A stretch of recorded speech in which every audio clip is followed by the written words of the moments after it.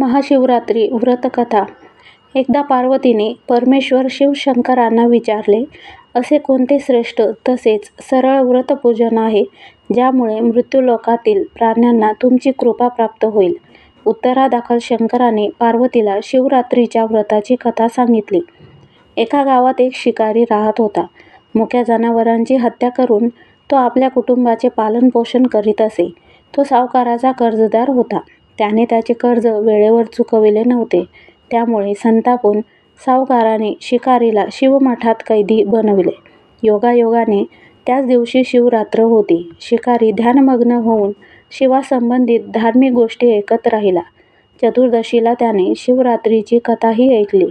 सायंकाळी सावकाराने त्याला जवळ बोलावून कर्ज फेडण्याविषयी विचारले. शिकारी दुसऱ्या दिवशी सर्व कर्ज फेडेन असे वचन देऊन कैदेतून सुटला. आपल्या दिनचर्येप्रमाणे तो जंगलात शिकारीसाठी निघाला. पण दिवसभर कैदेत राहिल्यामुळे तो तहानभुकेने व्याकुळ झाला होता. शिकार करण्यासाठी तो तलावाकाठच्या बेलपत्राच्या झाडावर मचाण बांधू लागला. बेलवृक्षाच्या खाली बेलपत्रांनी झाकलेले शिवलिंग होते. शिकाऱ्याला मात्र हे माहीत नव्हते. मचाण बनविताना त्याने ज्या फांद्या तोडल्या त्या योगायोगाने शिवलिंगावर पडल्या. या प्रकारे दिवसभर उपाशी असलेल्या शिकाऱ्याचे व्रतही झाले आणि त्याच्या करवी शिवलिंगावर बेलपत्रही वाहिले गेले. एका प्रहारानंतर एक गर्भिणी हरिणी तलावावर पाणी पिण्यासाठी पोहोचली. शिकाऱ्याने आपल्या धनुष्याने तिच्यावर नेम साधलाच होता तितक्यात ती हरिणी बोलली, मी गर्भिणी आहे. तू एकाच वेळी 2 जीवांची हत्या करशील हे योग्य नाही. मी आपल्या पिलाला जन्म देऊन लवकरच तुझ्या समोर येईल, तेव्हा तू मला मार. शिकाऱ्याने धनुष्य बाजूला ठेवले आणि हरिणी झाडाआड लुप्त झाले. काही वेळाने दुसरी हरिणी तेथून निघाली. शिकाऱ्याच्या आनंदाला पारावर उरला नाही. त्याने तिच्यावर नेम साधला हे बघून त्या हरिणीने त्याला सांगितले की, हे पारधी, मी एक कामातुर विरहिणी आहे. आपल्या प्रियेच्या शोधात भटकत आहे. मी माझ्या पतीला भेटून लवकरच तुझ्याजवळ येईल. शिकारीने तिलाही जाऊ दिले. 2दा शिकार हातातून गेल्यामुळे तो चिंतित झालेला होता. तेवढ्यात एक हरिणी आपल्या पिलासोबत तेथून निघाली. शिकाऱ्याला जणू सुवर्ण संधीच मिळाली. त्याने धनुष्याला बाण लावला आणि बाण सोडणार तेवढ्यात ती हरिणी बोलली, हे पारधी, मी माझ्या पिलांना त्यांच्या वडिलांकडे सोडून लगेच येते. यावेळी तू मला मारू नकोस. शिकारी हसला आणि म्हणाला, समोर आलेली शिकार सोडून द्यायला मी काही मूर्ख नाही.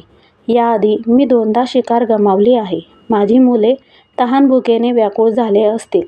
उत्तरादाखल हरिणी म्हणाली, जशी तुला आपल्या मुलांची काळजी वाटते आहे तशीच मलाही वाटत आहे. त्यामुळे मी फक्त काही काळ तुझ्याकडून जीवनदान मागत आहे. माझ्यावर विश्वास ठेव. मी लगेच परत येईल. हरिणीचा तो व्याकुळ स्वर ऐकून शिकाऱ्याला तिची दया आली. त्याने तिलाही जाऊ दिले. शिकार न मिळाल्यामुळे तो बेलाच्या झाडावर बसून बेलपत्र तोडत खाली फेकत होता. काही वेळाने एक धष्टपुष्ट मृग त्या रस्त्यावरून जात होता. आता या मृगाची नक्कीच शिकार करावी असा विचार केला.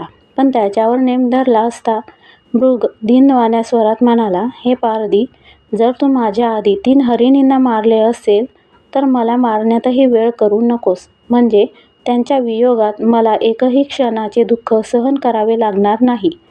मी त्यांचा पती आहे आणि जर तू त्यांना जीवनदान दिले असशील तर मला काही क्षणासाठी जीवनदान देण्याची कृपा कर. मी त्यांना भेटून तुझ्यासमोर हजर होईल. मृगाचे बोलणे ऐकून शिकाऱ्याच्या डोळ्यासमोरून संपूर्ण रात्रीचे घटनाचक्र आले. त्याने सर्व कथा मृगाला ऐकवली. तेव्हा मृगाने सांगितले, माझ्या 3ही पत्नी येथून वचनबद्ध होऊन गेल्या आहेत. मात्र त्या माझ्या मृत्यूनंतर आपल्या धर्माचे पालन करू शकणार नाही. त्यामुळे तू मला आता जाऊ दे. मी त्यांच्यासमवेत तुझ्यासमोर हजर होतो. उपवास, रात्रीचे जागरण तसे शिवलिंगावर बेलपत्र चढविल्यामुळे शिकारीच्या हिंसक हृदयाचे निर्मल हृदयात परिवर्तन झाले होते. धनुष्य त्याच्या हातातून निसटले. शिवाने त्याच्या हृदयात बदल घडवून आणला. त्याला आपल्या भूतकाळातील कर्माचा पश्चाताप झाला. थोड्याच वेळात मृग सहपरिवार शिकाऱ्यासमोर आला. या प्राण्यामधील प्रेम पाहून शिकाऱ्याच्या डोळ्यातून अश्रू वाहायला लागले. शिकाऱ्याने त्यांना न मारता आपणही मुक्या प्राण्यांची हिंसा न करण्याचे ठरविले. देवलोकातून समस्त देव ही घटना बघत होते.